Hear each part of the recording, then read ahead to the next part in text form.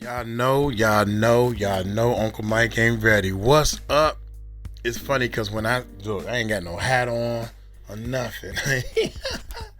Y'all know for a fact, baby, when I get a banger, I just hit the record button, baby. Let's go. Let's get this thing going. I'm going to adjust my camera real quick because that messes up me talking. But check it out without a doubt. How y'all doing? Nancy Grace. Y'all know I'm on Nancy Grace because she does not like Puffy. And I don't blame her. Diddy on trial. Bombshell case. Ventura. Testimonies reveal. Freak off details, baby. This is part 2. Hit that subscribe button. Hit that bell. Hey, we trying some new things, man, because the algorithm YouTube algorithm been messing with us. We don't know why. We trying to figure out why. So y'all let me know if y'all seen this video on your feed. Leave me a comment, man. Help a brother out as far as like, how did you get here? Check out the video. YouTube is not, I don't know. I think YouTube is not showing our videos to our subscribers. You know, that's what I'm thinking is happening. But anyway, hit that subscribe button, hit that bell, baby. Let's check this bad boy. Yeah.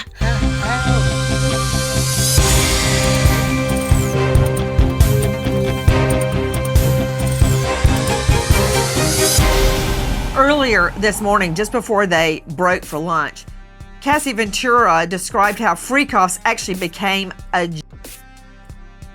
job, lasting 36 to 48 hours, the longest one lasting up to 4 days. No wonder the participants needed IV fluids after a freak-off. I'm just curious, to Lauren Cullen joining us at the courthouse, how was the jury responding? What I will say is Cassie made a point to say that when she wasn't making music, she was actually having to, quote, recover from these freak-offs. And again, she did say these freak-offs lasted between 1 and 4 days, and it would take her an equal amount of time to get her body recovered, to rehydrate, to rest, to detox from these drugs. My bad, dude, my bad, dude. If you want to have sex all day and all night, you might be a little on the crazy side, but that's all right. But for 3 days, 4 days, something wrong with you, cousin? You think about it. If you want to do anything for 4 days straight, you might have a little problem upstairs. Name something you want to do for 4 days straight and nobody look at you crazy. Sleep, work all 4 days straight, play a video game 4 days straight. You got a problem. There's a problem right there. My bad. Here we go. Lasted between 1 and 4 days, and it would take her an equal amount of time to get her body recovered, to rehydrate, to rest, to detox from these drugs. It was really, really sad to listen to. You know, I'm curious to Rob Shooter joining us, PR guru for Sean Combs. We were talking earlier about the two sides of Sean Combs. I think there are many more sides, and most of them are criminal, but that's just me. We see him manipulating the jury in the way he is dressing. I mean, just curious. Did you ever see Sean Combs wearing reading glasses? Never. Not once. I never saw him without his hair being perfectly styled. I never saw him without a Armani, a Gucci, a Prada suit on. Let me tell you a little story once. I was with Puffy flying on a private plane, and I had all the press there to see his arrival, and Puff was really mad with me because he didn't want the press filming him arriving in his car. He wanted the aeroplane behind him. He thought that image would be better. The reason I tell you that story is those are the type of details that really matter to him. So when you see him reading a Bible When you see him with grey hair, when you see him staring at the jury, turning around to look at Cassie, none of that is by accident. All of that is planned. Puffy plans his life like a movie, and he's the director and the star. You know, yesterday I was told, no way would Sean Combs have a stylist. BS. He's got a stylist, he's got a jury consultant, he's got a fleet of highly paid lawyers to the tune of $10 million. So, is there any chance in 𝗟𝗡𝗚𝗓? He got a stylist for the court system thing he doing? Or he had a stylist? Is it like he had a stylist, or he got one now to make sure he's styled up while he in court? I didn't get that too well, because you don't need no stylist no more, bruh. In fact, you can put the stylist on hold for at least 10 years. At least 10 years. I don't care how much time you do. You can do a half a year in jail. You ain't gonna need no stylist for 10 years. Believe that. $1 million? So, is there any chance in 𝗟𝗡𝗓 that Sean Combs' outfits are not carefully orchestrated? No chance. He will have looked over lookbooks. He will have had conversations whether or not he should be wearing his own fashion line. He has a fashion line called Sean John. They decided against this. And so I've never seen him in a button-down white shirt and a sweater, a jumper. That just isn't how he dresses, but that's how he's going to dress for the next couple of weeks, because he wants that jury to think of him as Mr. Rogers, the neighbor next door, the guy they can trust. That's what he wants them to think, and that's what he's selling. And I gotta admit it, Nancy, I'm not happy about this, but I think he's doing a pretty good job at selling this side of him. Wash your filthy mouth out with soap. You brought up Mr. Rogers. Wait a minute, Nancy. Come on, dude. If you say anything positive about P. Diddy, if you say anything positive, you gonna get on her. She gonna kick you off the show, man. You better slow it down, bro. Watch this. That's what he wants them to think, and that's what he's selling. And I gotta admit it, Nancy, I'm not happy about this, but I think he's doing a pretty good job at selling this side of him. Wash your filthy mouth out with soap. You brought up Mr. Rogers. Let me ask you, in all the time that you worked for Sean Combs, did you ever see him read the Bible? Never. Not once. I didn't see him quote the Bible. Dude, the world got you figured out, baby.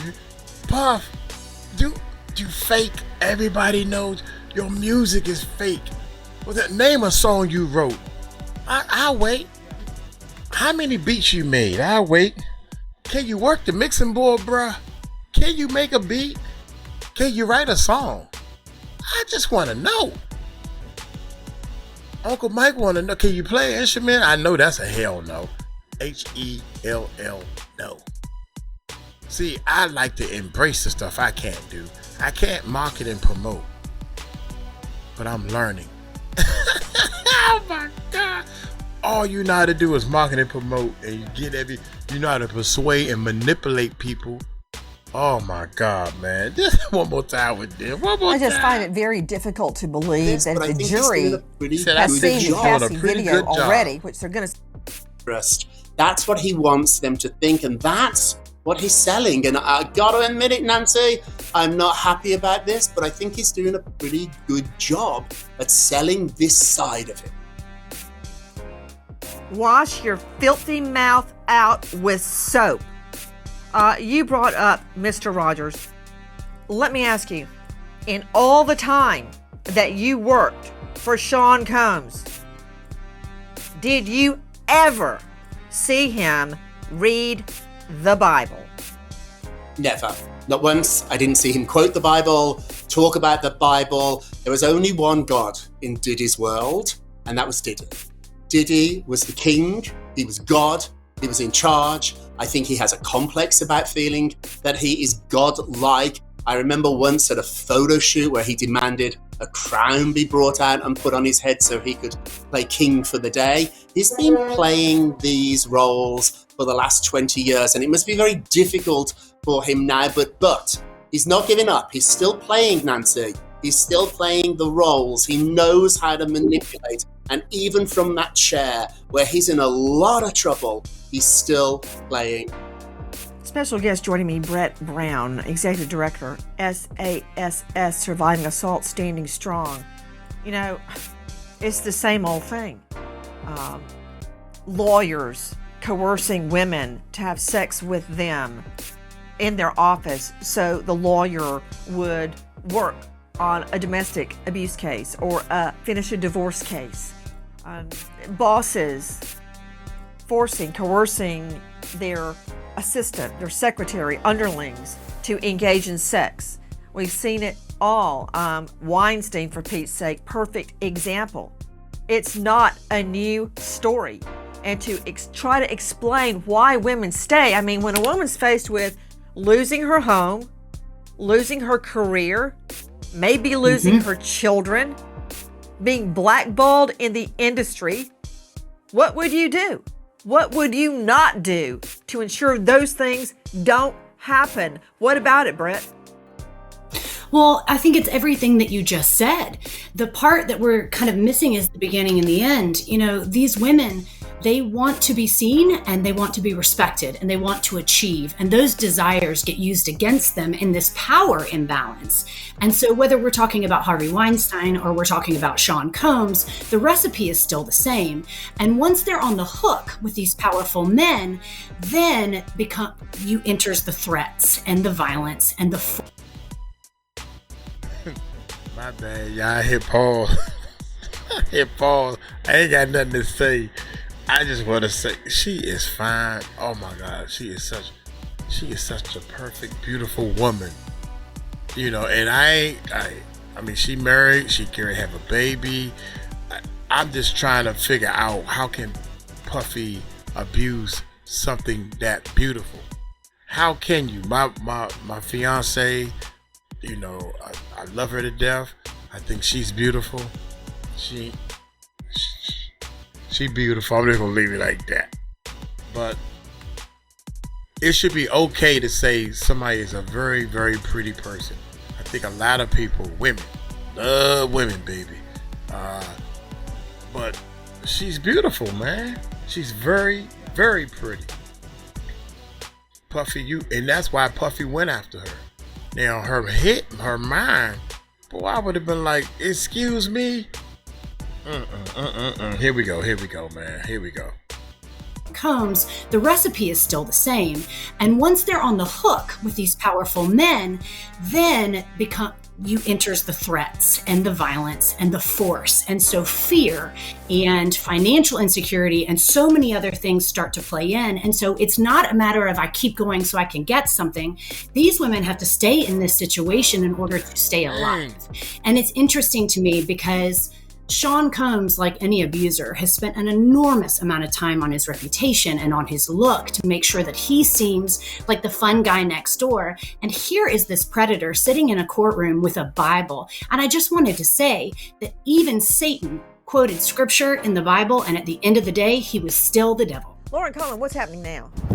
I stepped out of the courtroom for a minute. There was a 10-minute break. Cassie is still on the stand. I had to do this video because it's getting crazy. I mean, the talk of baby oil, and I'm not even trying to be funny, the talk of baby oil got to a point where they had to have a sidebar. Thank goodness Tenny Garagos objected, because at one point, Emily Johnson, doing a great job as the prosecutor, she's questioning Cassie, and she probably questioned her for about 10 minutes about baby oil. And it got to the point where Cassie had to tell us that she Sean Combs made her get into a blow-up pool of baby oil and Astroglide with all of her clothes on. And then we had to hear about how many bottles of baby oil they went through during a freak-off, which, by the way, was 10. And she described they were the big size bottles. I mean, there's so much more. I didn't bring my notepad out, but I mean, a lot of us are wondering, what does this have to do with anything? Are they just trying to corroborate the freak-offs when other witnesses come on the stand and talk about this baby oil and Astroglide? It's really, really strange. And I'm just gonna say it. I know that it's day 2. I understand it's day 2, but I'm wondering when we are gonna hear more about his criminal enterprise, about the sex trafficking, the transportation across state lines, because right now Cassie is giving really, really tragic testimony, and I feel awful for her. This is horrible, but it definitely is. It's seeming to me so far it's day 2, it's just seeming like it is a lot of domestic violence, a lot of assaults and awfulness. I mean, he treated her horribly. He's a vile man. I'm just trying to figure out when we're going to start really getting into these charges. I mean, right now I'm in the overflow room, and people in the overflow room are kind of like, what's going on? What are we listening to? And yeah, I mean, at another point, she asked Cassie, why did you continue to participate in these freak-offs, or why did you say yes to a freak-off? And Cassie actually, under her breath, was like, good question.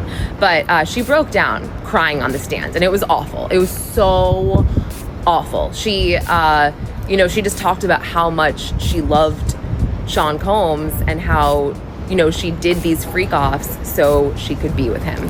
And that is just really sad. But I'm gonna go back up.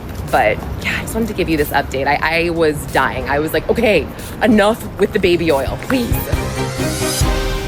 Damn. Please join us on our mission to find missing people, especially children, to solve unsolved homicides. Hey, Uncle Mike, it's going up there. I'm going up there. Now, I don't know, I would love to go into the courtroom or the side courtroom, or get into the building. I know there's no cameras or anything allowed. I would love to take my cameras as far as I can and interview people outside the courtroom and all that type of stuff. But when I get home, I got 9 days, y'all. 9 days in the Philippines. I'm trying to enjoy all 9 days. But when I get home in 2 weeks, I'm going up to New York. I'm gonna get a hotel real close. I might have to take an Uber or drive. I might just drive my car up there and drive close to the courthouse and pay for parking. Yeah. And I'm gonna take a buddy of mine. In fact, I'm going to go talk to somebody. But I want to make sure I'm not just outside the court. I don't know the rules. Do I need to sign something, get my name on a list to see if I can come in? Or do they have X amount of people early in the morning, then they cut it off? I don't know. But I'm going to try to get close as I can to talk to people. I don't know if you can just take your cell phone into the building. I don't know none of that stuff. But I'm going to be recording, and I'm going to let y'all know I got it. Uncle Mike, the Music Recording Network, we got to get our own footage. Hey, I'm working on an album. I got 3 songs dropped down. I ain't going to tell everybody my secrets and everything, but I got 3 songs and ideas done. So I should pull one of the songs up now. Let me get my glasses on. This is a treat for all my enders. This is a treat for the enders. Let me see if the enders. I'm not ready to pull anything up, but hold on, y'all. Wait a minute. Let's hit pause real quick. Pause. I found it, y'all. Watch this. Now, these are scratch vocals. Now, shout out to all my enders. These are scratch vocals, okay? They scratch. I can't sing.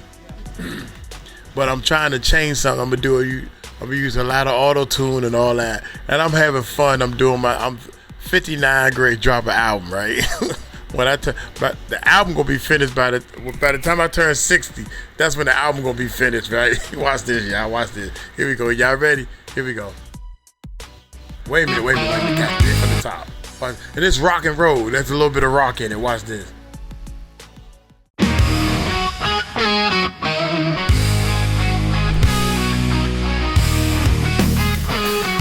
Hey! I've been watching you from a distance, girl.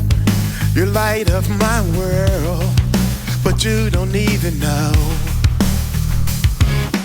Every time you pass by, my heart starts to twirl. The words get stuck in my throat. It's hard to let it show. I'm bringing myself to say all the things I've been hiding away. I'm stepping out of the shadows today to let you know, I will give you anything you want in this whole wide world. Just to see you smile, just to be your guy. I will give you anything you want in this whole wide world. You're the one I need. Please believe in me, girl. Hey, that's enough. I'm gonna let y'all. I tried to tell them. They don't want to listen. Little by little, I'm letting y'all know. Oh yeah, the Music Recording Network. We do music. We can do music. That's my bad. That's my bad. But they gonna listen now. Oh Lord, that joint right there go. And that's scratch vocals. My bad, y'all. I'm almost there. I ain't got no vocal skills. I don't have no microphone skills. That's my problem. At least I think I don't. Y'all hit that subscribe button. Hit that bell, man. Y'all take it light, take it slow. Y'all tell them Uncle Mike told you so. Peace out.